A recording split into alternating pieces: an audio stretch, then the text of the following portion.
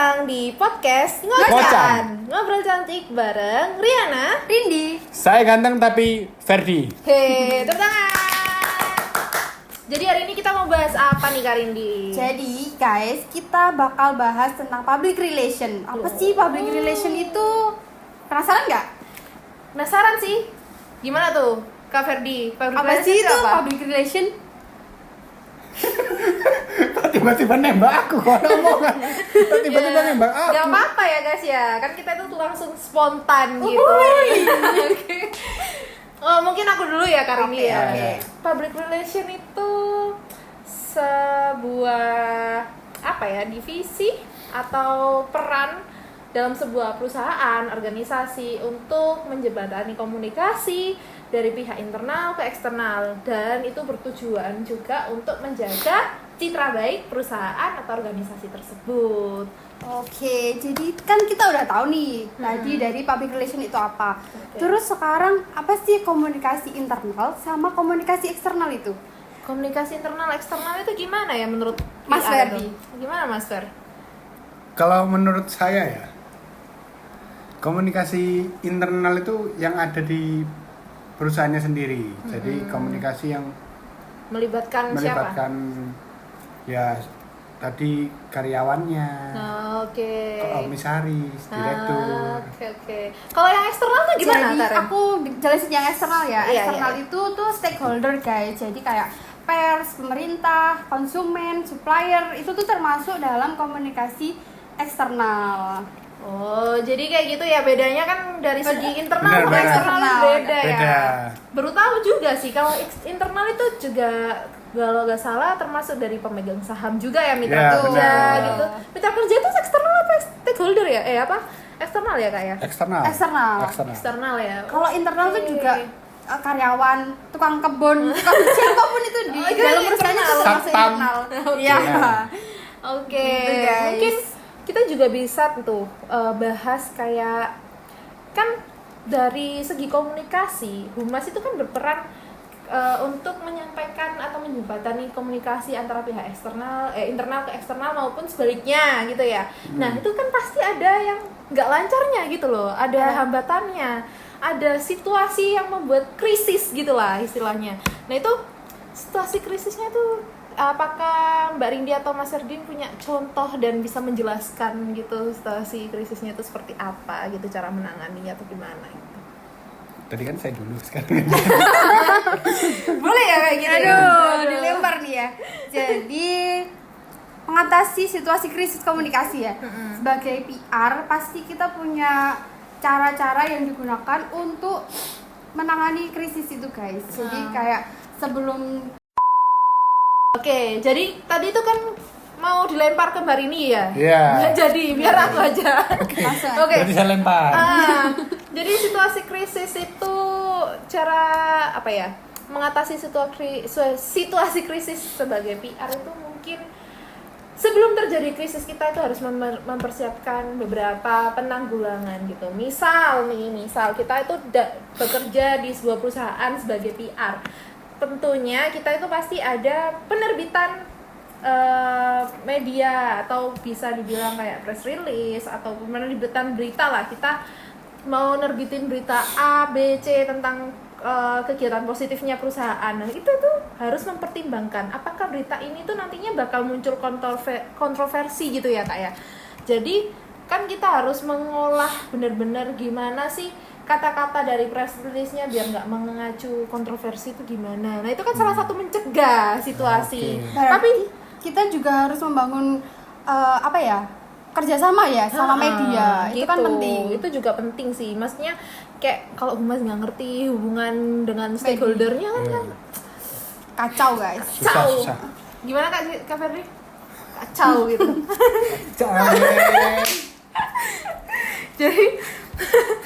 Jadi kalau misal itu tadi kan mencegahnya, kalau mengatasi situasi krisisnya itu gimana ya? Kalau sebagai PR kita itu harusnya nggak boleh gegabah gitu nggak sih kalau mengatasi krisis? Tentu. Kita harus riset dulu. Apa sih yang membuat masyarakat itu menjadi krisis? Apa sih ngomong? Kayak situasinya Situasi apa yang jadi membuat krisis. jadi krisis gitu ya. Misal penyebabnya, masalahnya, kita harus menganalisis lebih dalam itu penyebabnya itu faktor-faktornya itu apa gitu. Kalau misalkan penyebabnya misal dari pendapat publik tapi itu kayak dilebih-lebihkan, kayak kasusnya ST Indonesia itu waktu itu kan bilangnya varian salah satu ST-nya itu Terlalu manis. terlalu manis sampai beliau bilang bikin diabetes kayak gitu kan, terlalu melebih-lebihkan. Nah, itu komunikasi dari PR-nya patut dicontoh guys. Jadi mereka buat kayak press release tapi menggunakan sosial media yang bisa diakses nih Kak sama semua orang. Oke, kayak gitu ya. Tapi Kak, denger-denger itu juga jadi kontroversi loh. Mas Erdi kok hilang ya? Saya bilang Oh gitu ya. Jadi kalau nggak salah waktu itu tuh sempat blunder juga dari pihak PR-nya ST Indonesia itu. Waktu itu malah mereka mengajukan somasi terhadap kritikan yang diberi sama pelanggan yang di-upload di X waktu itu ya. Iya. Jadi kayak terlalu gegabah nggak sih Kak? Tapi solusi dari mereka juga bagus banget Kak. Gimana tuh solusinya? Mereka kasih diskon dan kasih kayak reward gitu buat orang-orang yang mau cobain ST Indonesia Di varian itu di varian tadi? itu. Oh, Mereka juga ngadain Bagus sih. uji coba, bukan uji coba sih, uji lab gitu tentang kandungan gulanya yang nggak bikin diabetes. Iya, kandungan gula apa katanya 2 kilo ya? 2 kilo. aduh, ada-ada aja ya Kak ya. Oke, lanjut ke segmen berikutnya apa Kak? Jadi kita mau bahas ini salah satu isu kontroversial. Wow. Kontroversial Di seperti dunia apa ini? PR. Oh, di dunia PR. Kirain Gosip, jangan. Itu kontroversial kasusnya Loli sama Nick Mir. Oh, bukan ya, bukan. Jangan ya guys. Jangan. Deng. Padahal. bukan. Ayo. Jadi apa sih Kak? Salah satu contoh dari kontroversi di dunia PR di Indonesia itu apa aja? Buat Kak Ferdila. Jadi ayo ngomong Kak. Kontroversi. Waktu itu ada apa ya? Pertamina waktu itu Kak, ingat nggak? Ingat nggak Yang yang kebakaran. kasus? Iya. Coba jelasin Kak yang itu Kak. Kalau yang Pertamina itu waktu itu kebakaran itu kan langsung mereka itu kalau nggak salah langsung ngeluarin press release ya. Iya. Langsung ngeluarin Itu nggak press sampai release. 24 jam nggak sih? Nggak Iya, sampai, nggak nggak sampai. sampai. Benar-benar Keren segercep banget. itu guys. Bersegercep sih emang. Terus Kan langsung bingung aku. Dari situ masyarakat tuh udah tahu gitu loh guys, mana penanganan PR yang baik. Karena nggak membuat orang lain tuh berspekulasi yang enggak tentang Pertamina. Jadi benar, langsung benar. di-cut gitulah tentang Iya sih. pemikiran-pemikiran yang kurang betul gitu. benar sih. Jadi kita itu ketika PR itu penanganannya itu cepat juga untuk menangani sebuah krisis atau masalah atau skandal atau isu kontroversial ini. Mungkin sekarang kan kita belum jadi PR ya Kak ya. Kita Iya. kan sebagai mahasiswa yang menjadi masyarakat dan mengkritisi lah istilahnya kayak gitu ya. Jadi kalau pandangan dari kita sebagai masyarakat umum pastinya lebih tenang ketika PR itu mengatasi sebuah isu yang sedang berlangsung itu dengan cepat. Ya. PR-nya Pink Flash Kak. Pink Flash itu Apa kan tuh? waktu itu baru-baru ini ada beberapa kayak infeksi gitu kan, infeksi beberapa produk make up maupun skincare yang nggak BPOM dan termasuk Pink Flash itu kan terkenal banget murahnya ya. Kali ini Iya. pasti tahu. Kakak dia tahu nggak? Tahu lah. Tahu lah. Shade berapa Kak? Gini-gini saya sering make up kok.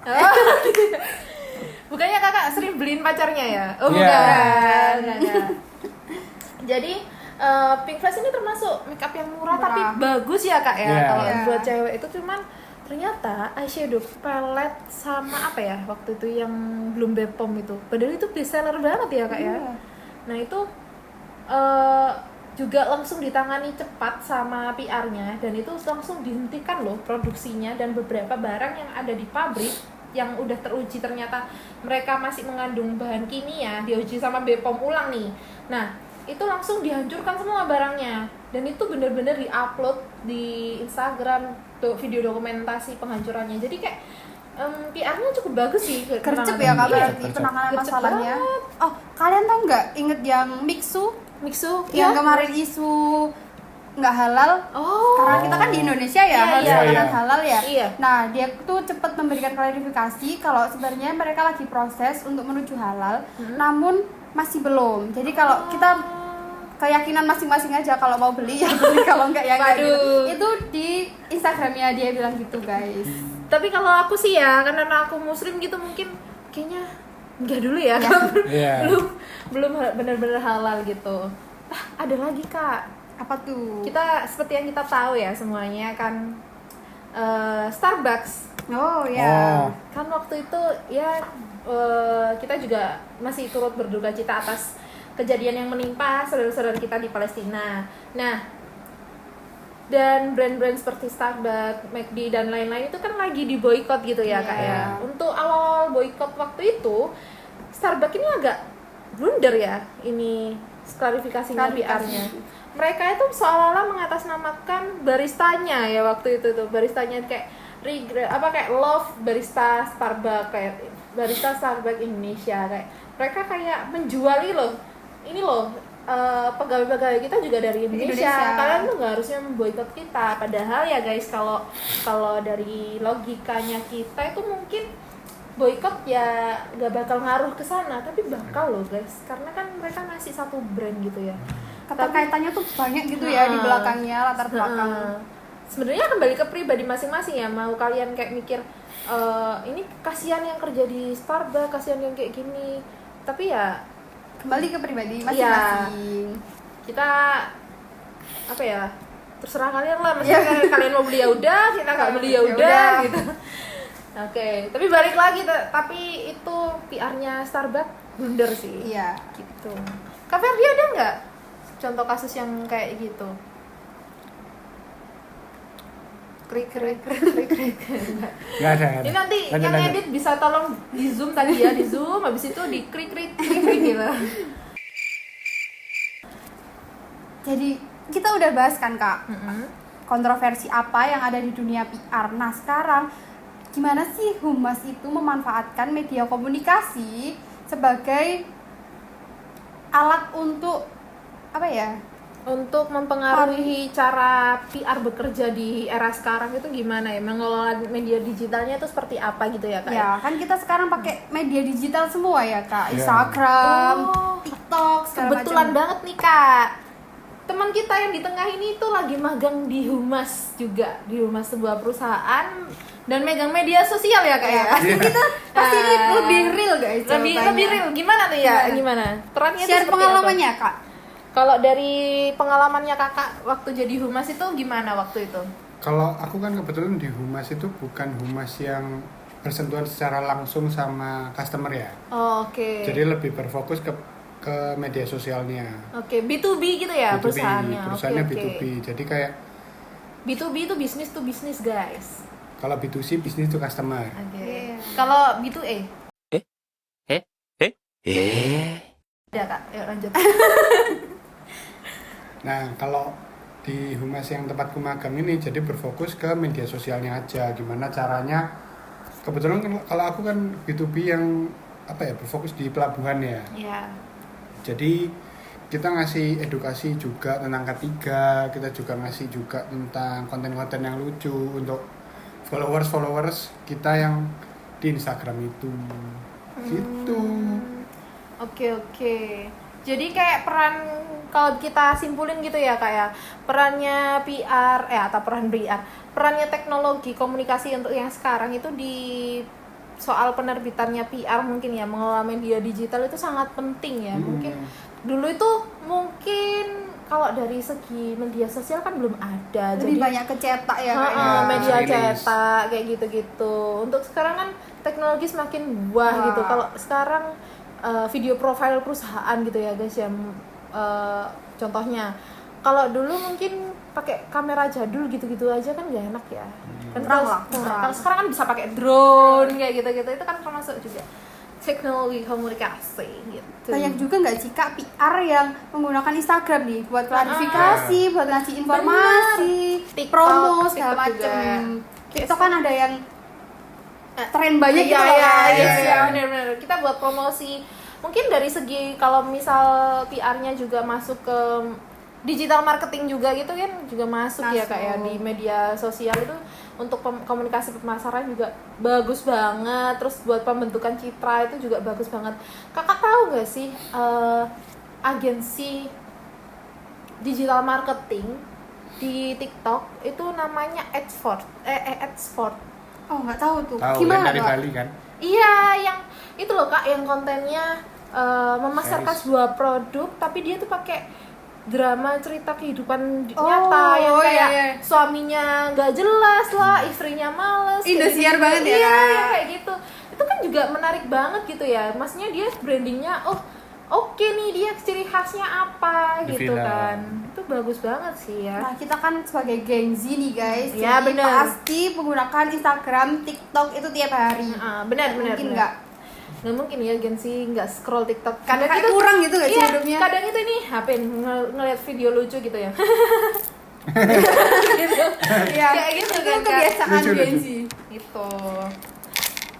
Ya, kalau misalkan PR ini nggak ada apa ya, nggak yang kecanggih sekarang mungkin gimana ya, masih kayak dulu itu kayak udah ketinggalan banget ya. Mungkin sayang banget kalau ada perusahaan-perusahaan yang masih belum punya PR atau bahkan mereka nggak ngikutin perkembangan media digital yang sekarang gitu.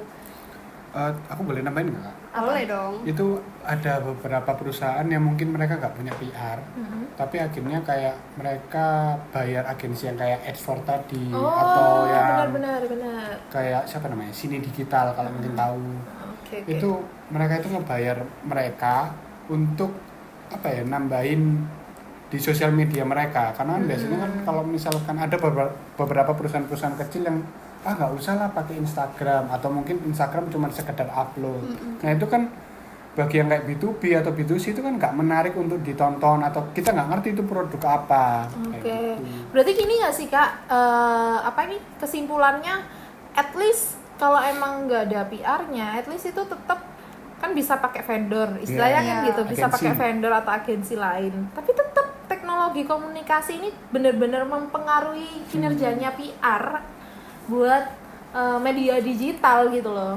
Kalau dulu cuma media cetak, ya nggak apa-apa sih. Ya, Tapi apa-apa. sekarang Tapi feedbacknya tuh lebih lama nggak sih Kak? Kalau pakai cetak, kalau Iya. digital itu kan kita langsung dapat feedback dari Sat-sat apapun gitu ya, yang Kak, kita ya? upload gitu kan ya. Bener. Jadi lebih tahu nih guys tanggapan dari konsumen kita tuh gimana terhadap produknya gitu sih. lebih luas juga gitu kan jangkauannya, nggak kayak yang dulu gitu loh. Iya. Tapi kan sekarang juga masih ada sih media cetak sampai sekarang, dan bagus kalau cetak juga kayak bagus gitu. Ya. Semuanya masih sama tuh ya. Oke, lanjut ke pertanyaan terakhir nih Kak. Coba Kak Ferdi yang baca pertanyaannya. Kampanye PR lokal atau internasional, dan gimana sih nganalisis faktor kesuksesannya? Oh, jadi Mungkin kita kalian ada contoh. salah satu kampanye PR gitu ya. Entah itu dari brand lokal atau internasional, dan gimana ya cara nganalisis faktor kesuksesannya. Bisa dipikir dulu nggak Kak? 30 menit gitu. One eternity later. Nah, lanjut ya guys ya, menjawab pertanyaan terakhir. Kenapa ngomongnya kayak gitu ya? Karena kita Gen Z. Oh my god. Bercanda. Canda ya guys. Lanjut. Jadi apa sih Kak kampanye PR yang terus analisis kesuksesannya tuh apa? Contohnya ya di dunia PR ini. Jadi Mas Ferdi dulu guys. Kalau aku sih contohnya di BCA ya, Oh, apa tuh Kak BCA? yang Don't Know, Casino. Indro. Bukan dong. Apa itu Kak? Nah, itu kan kenapa ada tagline kayak gitu, karena beberapa kali ada orang-orang tua lah ya, atau orang-orang yang kurang paham itu kayak mereka itu ditipu, dikasih kode OTP ya, Iya. kode OTP ke orang lain, padahal udah di reminder juga jangan dikasih ke orang lain waktu di SMS. Oh, Cuman yang banyak itu ya Kak ya, penipuan Penipuan. dari link itu ya Dari waktu itu link. ya. Oke. terus Rame akhirnya banget itu. uangnya kan disedot 1.500.000 gitu. Itu siapa ya Kak yang pernah ketipu kayak gitu ya? Ada pengalaman mungkin Ada Kak? mungkin orang lain kayak gitu. Kan orang lain. Namanya juga Ilham Ferdiansyah ya kalau nggak salah waktu itu. Iya. Oh berarti yang ketipu itu nggak hanya orang tua guys, Nggak, orang muda makanya. juga. gitu ya. Makanya kan itu buat reminder buat kita semua. Oke. Meskipun nggak orang nggak apa-apa nanti kasih OTP-nya aja, OTP-nya aja, tapi tetap. Berarti itu waktu itu belum ada iklan ini ya kak ya waktu itu. Sebenarnya sudah di SMS-nya kan ada tulisannya. Oh. Jangan bagikan kode OTP Tapi ke iklan orang ini kan lain. belum ada Belum gitu. ada. Waktu adanya iklan ini baru kakak itu Iya, sadar. baru sadar. Oh, Oh, iya, iya, berarti iya. kan dampak dari tagline ini tuh ada gitu ya Iya. guys ya. Tapi uangnya kan nggak bisa balik. Oh ya. Itu Udah derita lupa. kakak ya, derita kakak ya. Oh, iya. iya. Itu kan berita masing-masing. Iya. Bagian ini juga menarik loh kak. Kita bahas tagline-nya itu menarik juga. Ini soalnya kan don't know kasih know dari Indro gitu ya kan, Iya. dari Indro gitu. Coba dikasih gambarnya, ting gitu ya. Nah, terus dari ini kan juga teman-temannya Workshop DKI ya. Iya, itu kan legend banget ya kak. Dono, Kasino, sama Indro. Indro. Nah itu jadi kayak diplesetin dikit dan itu bagus-bagus sih tagline-nya. Betul sekali. Kalau dari Karindi nih, Nah kalau dari aku, kalian ingat nggak? Kalian pasti tahu lah ini. Ada manis-manisnya. wah, Apa tuh? mineral.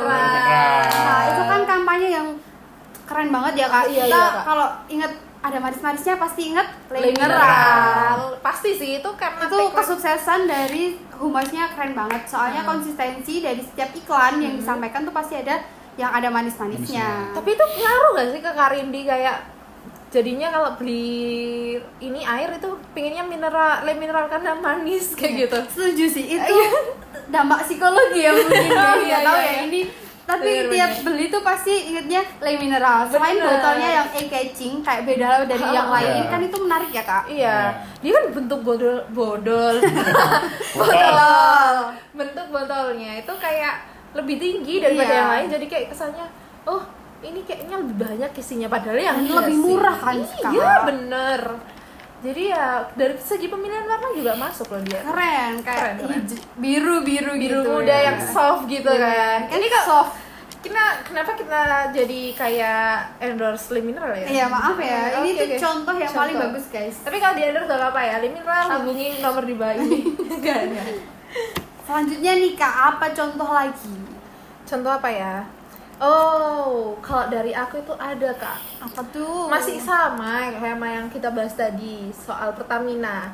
Kira-kira ada yang tahu nggak lo tagline-nya Pertamina itu apa? nggak tahu. Apa tuh? Parah banget.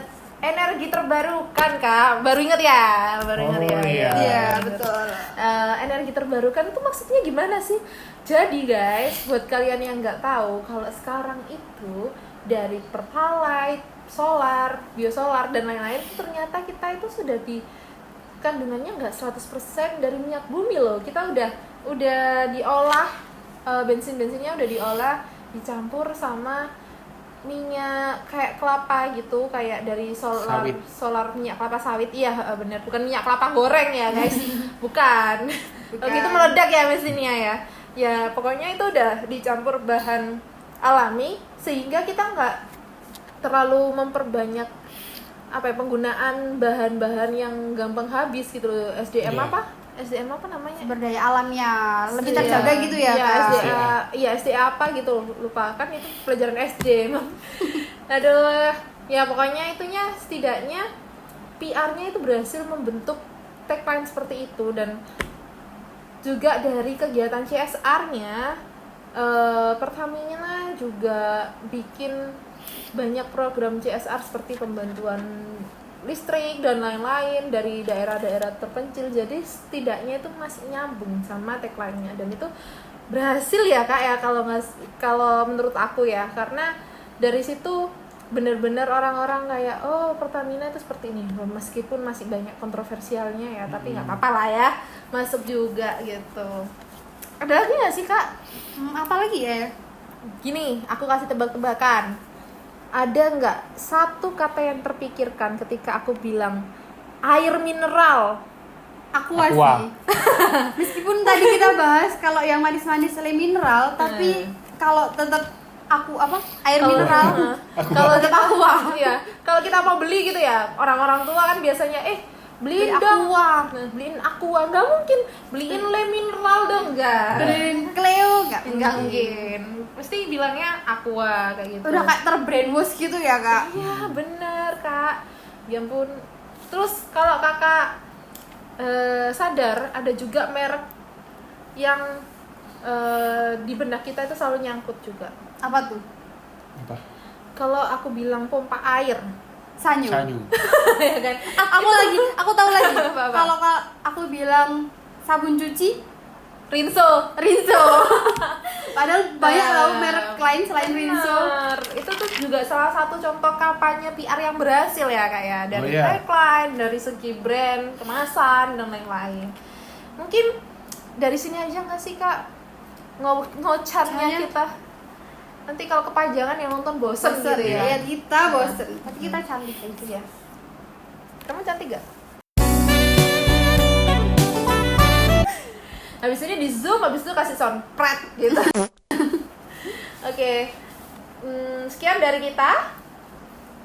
Gitu aja. Apabila ada kurang lebihnya kami mohon maaf. Kami di sini masih belajar ya guys. Iya, kalau kita tadi itu ada beberapa miss dari kasus-kasusnya atau keterangan-keterangan kita itu ada yang belum sesuai dengan fakta, ya kita mohon maaf karena manusia itu tidak lupa. Nah, maaf ya guys, ada kesalahan teknis kamera, makanya kita ganti kamera gini. Oke. Jadi sekian ya Kak ya penutup dari kita. Mungkin kita mohon maaf kalau misal ada beberapa kata yang kurang tepat atau fakta yang belum tepat juga waktu yang tadi kita sampaikan contoh-contohnya. Karena kita juga masih belajar guys di sini. Jadi mohon maaf kalau misalnya ada kesalahan. Gitu. Atau mungkin bisa komen di bawah guys. Iya, gimana sih yang bener itu boleh banget komen di bawah. Jadi terakhirnya gimana Kak? Kita manusia boy, bukan nabi boy. Woi. Boleh bareng-bareng nggak Kak? Kita manusia, bukan nabi boy. Oke. Jadi selamat tinggal dan sampai jumpa lagi di Ngocan Ngobrol Cantik bareng Riana. Rindi. Dan Ferdi. Yeah, dadah.